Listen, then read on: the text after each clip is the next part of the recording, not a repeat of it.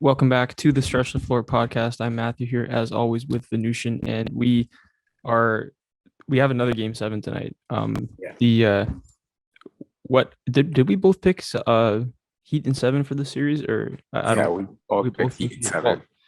our predictions have been pretty good so far. They're, I think this playoffs, and I don't know, it might become true again today, but yeah, we have another game seven. What's been a crazy series, one of the probably the best series of this, definitely the best series of this round. Yeah, yeah, for sure. of this round, which has been much worse than, or much less exciting, I think, than the second round. But I guess yeah, Yeah, game seven. game What are six. your thoughts? What are your picks for game seven? Well, I'm gonna pick the Celtics because in game six, Jimmy Butler scored 47 points.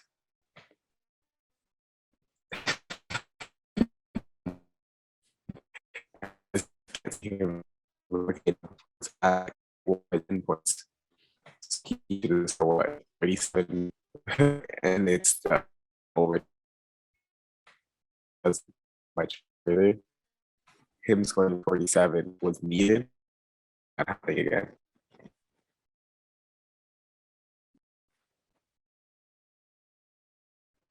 Took all that 47 for them to win by 10 points. It's not like it was a blowout, right? It was the best game of the series. It was the best game of the conference finals. Mm-hmm. And it was a Jimmy Butler masterclass. And he needs another game of that significance and of that point output to kind of win again. Because Kyle Lowry, he just he's a good floor leader. We see he's good at playmaking, but he doesn't have that scoring punch that he did back in the 2019 run where Mm-hmm. a place where you could explode for like a 30-point game or a 20-point game here and there. That's just not happening. Uh, Celtics are doing great at closing down shooters. You know, Duncan Robinson hasn't had a game where he hit like 8 threes. Gabe Vincent hasn't had a game where his threes are falling at a high clip.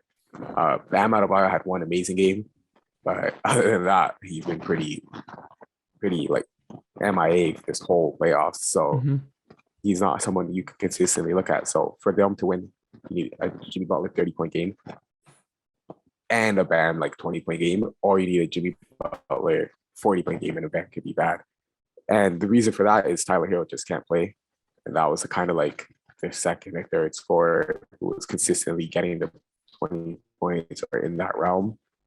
And I just can't see Jimmy Butler getting another performance like this. Whereas if you look at the Celtics side, everyone's been having decent games. You know, obviously Tatum and Brown are the main two guys, but I'm much more happy relying on Marcus Smart to step up, relying on Grant Williams to hit some Mm-hmm. threes because I've seen Mm-hmm. him do it before, relying on Al Horford to have a big game because these guys have done it this playoff run, and it just seems like the duo of Jason's and Jalen, the duo of the Jays have more help than Jimmy Butler, so I'm going to lean Mm-hmm. towards them for Game 7. Yeah, I agree with you on everything you said there. I think Boston's been the better team in this series, even though it's tied. But I don't know, game seven, I just feel like I'm gonna roll with the home team. I don't know why. All Yeah, signs point to the Celtics taking this, but I don't know. We haven't seen that scoring punch from Kyle Lowry, but it's game seven and on the ropes, and this might just be the time where he pulls that out. Like just like all might happen. no one in their right mind would have picked the Mavs to take game seven against Phoenix, and it's just anything can happen in game seven. So I feel like I'm gonna roll with Miami, but not for any logical reason, just a gut feeling. Okay, so after today, we're gonna know who's what the finals matchup is this year. We know it's the Warriors on one side, and if it's Miami from the East, it'll be their second time in the last 3 years, and if it's Boston, Jason Tatum is likely going to be the first recipient of that new Larry Bird trophy, which is kind of cool. Anyway, okay, so if it is the Celtics because you picked them, how do you see this series going down? My prediction would be Warriors in 6. I think it's going to be a close series. I think Marcus Smart would do a decent job on Steph Curry. I think Klay Thompson will have his hardest defense he has ever faced in this playoffs with Jay Brown probably being on him or Jason Tatum. And then, Mm-hmm. one of the Jalen Browns or Jason Tatum is being on Poole. I think those, Poole and Klay Thompson will have a hard time. But I just think the amount of shooting and amount of spacing they have and the health that they have, Marcus Smart is wobbling into the series. Jason Tatum isn't playing at 100%. I think we all noticed that. We all tell that. Robert Williams is playing nowhere near 100%. His knee is really bothering him. So just with Marcus Smart wobbling, Robert Williams wobbling, Jason Tatum not being at 100%, those injuries makes me lean towards the Warriors, and I'll have Warriors in 6. Just the shooting, pedigree, the calmness they're gonna have because they've been here so much, they've done Mhm. so much already. Yeah, Jordan Poole, Andrew Wiggins are gonna be nervous, but Steph Curry, Klay Thompson, Draymond Green, this is like another game for them, right? So they're Right. going to be cool. They're going to have better experience, and that calmness is just going to calmness combined with the injuries of the Celtics. You have to lean towards the Warriors in 6. Yeah, I think I will lean Warriors, but I think I'm gonna lean 7. I think these teams are actually really evenly matched. But maybe just for injury reasons, like you said, just the list of guys playing Yeah, hobbled on the Celtics who probably, if this were regular season, would not be playing right now. yeah, Makes me lean towards Warriors, but um assume okay, let's assume that Jason Tatum is healthy. How he's the second best player in the series, but by how much? Like it's pretty close. it's pretty close, right? So I don't know. I Yeah. think if even if he's healthy, I could totally see the Celtics taking the series, but I will lean Warriors just for injury reasons and for the fact that wait, the Celtics will have home court advantage in that series, will they not? No, the Celtics have a higher seeding, Yeah. but the Warriors have a better record, I think. So Warriors will have Okay. home court advantage because it goes by record.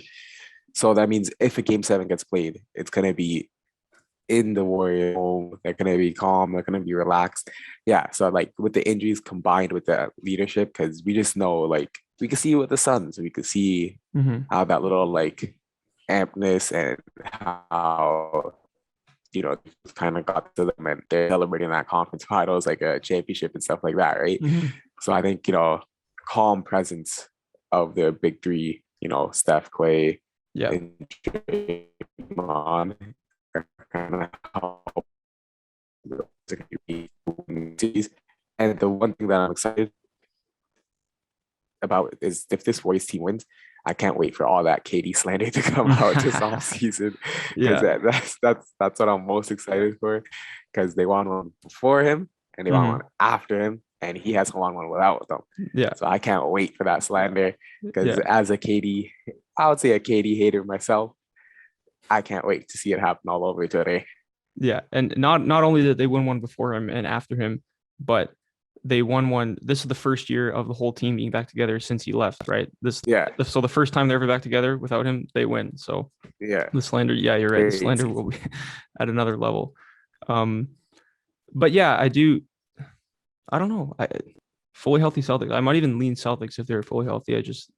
I would too. Yeah, but yeah, it just sucks. Yeah, I'm looking at their depth chart right now, and it's just like day to day, day to day, day to day. Like all these guys, just injury after injury, which sucks.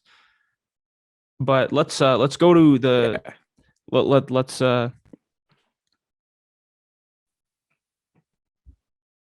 Heat. yeah, let's go to an Go to alternate Heat reality versus now. Golden State matchup. Okay, let's go to an alternate reality now where the Heat are in the finals with the Warriors. I guess I'll go first for this one. I think just with all the Heat's injuries and kind of the reasons that you listed, not injuries, but with the Heat's kind of unreliable performances, who's going to show up day to day from them. I might even have to go Warriors. Not 5 is too few. I'll go Warriors in 6, but it's like a different 6. I don't know. Then your 6 would be against the Celtics. I don't know. Yeah, I'd have to go Warriors in 6. Jimmy Butler's just gonna have two huge Yeah, yeah, games.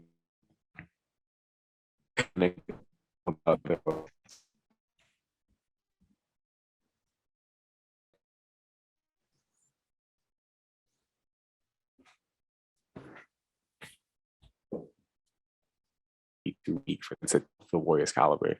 hmm Yeah, I think I'll have the Heat in 6 too, but it'll be like Warriors in 6. You mean right? huge like Heat. Jimmy Butler gets 2 huge games to make the Heat look like a closer series than it does because he's just that level of superstar nowadays. And I think the lack of offense with Tyler Hero being out, Jimmy Butler being MIA, not Jimmy Butler, he's been here, but Bam out of bio being MIA, something Bam has to work on the offseason and really correct himself, get in the right mindset. Kyle Lowry just being a former shell of himself due to that hamstring injury and due to age. I just can't see them winning or pushing this to 7 against a reliable, steady team like the Warriors who don't go through ups and downs. So I think the lack of offense and just everyone else being MIA besides Jimmy Butler is going to really cost the Heat in the finals. And it's going to be, this is something where even if Jimmy Butler loses, you have to give him a round of applause just for getting this team to the finals because this is a historic performance on his end. Yeah, no, totally. I agree. It feels like not four convincing wins for the Warriors to me, and then two, like just 45-point games from Jimmy Butler just carrying him on his back. I mean, hey, like if Tyler Hero shows up and Kyle Lowry shows up and Bam, like they could win, but that's a lot of ifs, and we haven't really seen one game the whole entire playoffs where everyone showed up the way they should, and we've seen that from the Warriors, we've seen that from the Celtics, we just haven't seen from the Heat. So I do, yeah, they look like the most well-rounded team I think coming into the playoffs, but they haven't so much looked like that throughout this playoff run. So I will have to go with the Heat losing another finals in the last 3 years, but hey, they made it to 2 finals if this happens. So that's a win, I guess. Yeah, and I kind of hope I want Kyle Lowry to win the championship. So I want them to go forward. I want them to do well. But then again, I want Pat Riley to change his Heat team up. Like I want him to trade Lowry. I want him to trade Duncan Robinson to go get a superstar. So I'm kind of torn. Like, do I want the offseason thing or do I want one of my favorite players to win a championship? So it's a dilemma in my own head. Yeah, we'll talk about the Heat offseason next week, but I do think that if they lose this, changes might have to come because Lowry's not going to get any younger. He's not going to get any healthier, I think. And he's not going to get any more durable as the years go on. Sure. So I think it might have to be time. Okay, let's end this off by talking about the Dallas Mavericks, who really valiant playoff effort. But they ended up going down. Was it 5 games to the Warriors? Yeah. Luka Doncic, I don't know. We'll talk about the top 10 of the NBA. He's great at a later date, but he's up there for sure, especially after this playoff run. I guess what, if anything, do you think Dallas needs to do? Is a Rudy Gobert trade in their future, or like what's going on? Definitely not Rudy Gobert. I really hope they don't make that trade. But a DeAndre Ayton, a Jeremy Grant, a Bradley Beal, someone of that caliber where they can like consistently get you 20 points and like without getting rid of Brunson. If you can get that, then that'll be a huge plus. And ideally, it would be at like a forward or big position so they can also rebound. Because Maxi Kleber, Dwight Powell, they were out there not rebounding and not hitting threes. So the Warriors were winning the offensive rebounding battle, and then they were just having a defender in the paint, clogging up space for Luka. So you need to go one way or the other. You go small ball with like, not really a small ball, but you go like a stretched center that can hit threes consistently, like a Miles Turner, who's not the greatest rebounder, but a decent rebounder. Or you go DeAndre Ayton, someone who will get you those rebounds and who can't hit a three, but who will punish teams when they go small ball, right? You throw him in the paint and he could get you another 20 points. So Ayton is obviously the person they should put all their baskets into, but I think the Suns will match any offer. The next person is going to be the person that's always mentioned when teams are going for centers because he's been mentioned for 5 straight years. Miles Turner is the guy. You need a center. The last 5 years, people have been saying trade for Miles Turner. So I don't know how available he is because he hasn't been traded in 5 years. So Miles Turner will be my second choice. And then my third one will be Grant. He's not really a center, but put him at that power forward spot. You get a nice pick and roll. You could really get like a caliber forward who could really score and defend at a high level to pair alongside Brunson and Luka. And not even mention Brunson because after Mark Cuban's comments where we could pay him more than anyone after this like finals, like East Western Conference finals run, he's going to get paid the most. He's going to be a Dallas Mavericks next year, no matter what. So those teams talking about him, like Detroit, New York, all those media heads that are going to talk about him, it doesn't matter. He's getting re-signed and he will be a Dallas Maverick next year. Yeah, honestly, man, Luka, he's so good by himself. And Brunson, if he continues this, Brunson could get better too. He's only 22 or 23 or something like that. Yeah. with those two guys, with the way they played this playoffs, on paper, it looks like they might need a lot more to become a finals caliber team, but it might just be like one guy. It might just be like another 20-point reliable scorer who can like maybe be a two-way guy, like a Grant, like a Aiton or something like that. And they could be a finals team and they could be a team that could win the championship because Luka's just that good. And he finally got his his kind of sidekick in Jalen Brunson. We thought it was going to be Porzingis for a couple of years there, and that didn't work out. But yeah, man, like I think one or two guys on this team could be a finals team. That's just how good he is.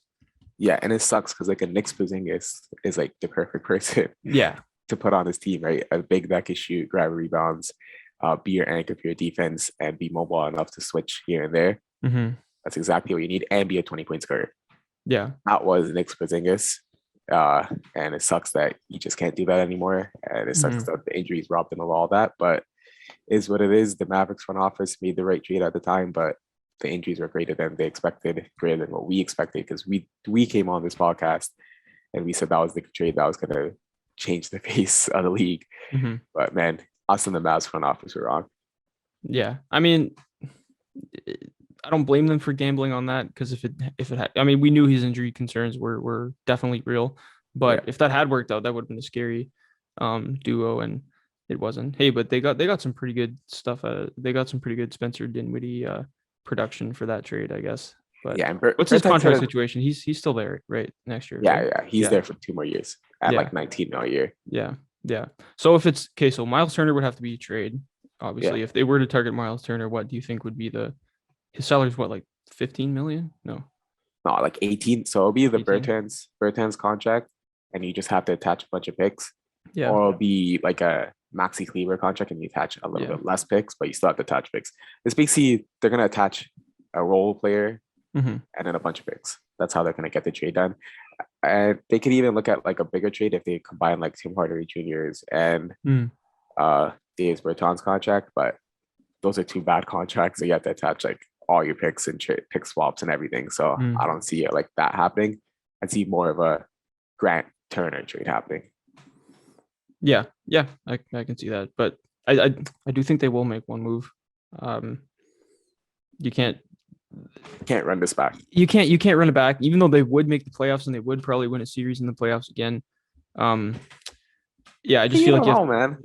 Yeah, I don't know. The Clippers getting way better with Kawhi and PG returning. Denver getting way better with Jamal Murray and MPJ returning. Like that's another 2 spots. We know the Suns are gonna make trades. Like say if the trades work out, right? And they're a much better team, right? The Warriors are gonna be back there with Jordan Poole improving.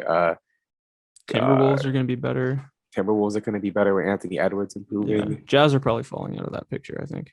Jazz are probably going to trade Rudy Gobert and probably not be as good. The Pelicans are going to improve with Zion returning, right? So you have to keep up with this curve because we've seen the Atlanta Hawks, someone who said, let's run it back. And that curve was so radically improved where they couldn't even like make the playoffs. Essentially, you won the play and they got 8. But we knew they were going to get destroyed by the Heat. Good point. Yeah, there's a bit of an arms race going on in the Western Conference, kind of everywhere. But yeah, you know what? Maybe they will need to do something. Yeah, for sure. Yeah, we'll see. Probably, most likely is a center spot. If they just upgrade that center spot, like get Aiton would be the dream. Realistically, Aiton would be the dream, but that's not probably going to happen. And this might be the best Miles Turner destination of them all, actually. If I'm thinking about it, I just hate talking. It seems about like Miles Turner is the answer to every team. You're right. Yeah. Yeah.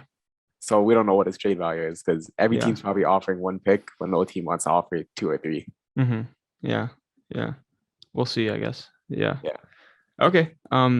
Cool. I think that does it for our talk this week. Next week we're gonna be talking finals. We're gonna be talking off seasons for whether it's the Celtics or Miami, and then draft stuff is coming up pretty soon. So yeah. Exciting time of the NBA calendar. Until then, thank you everyone for listening. We'll be back next week like we always are. You can check us out on Instagram at Stretch the Floor Podcast, YouTube, STF Clips, iTunes, Spotify, subscribe, wherever you get your podcasts, leave a 5-star rating and a review. It all really helps. Thank you again, and we will see you next week.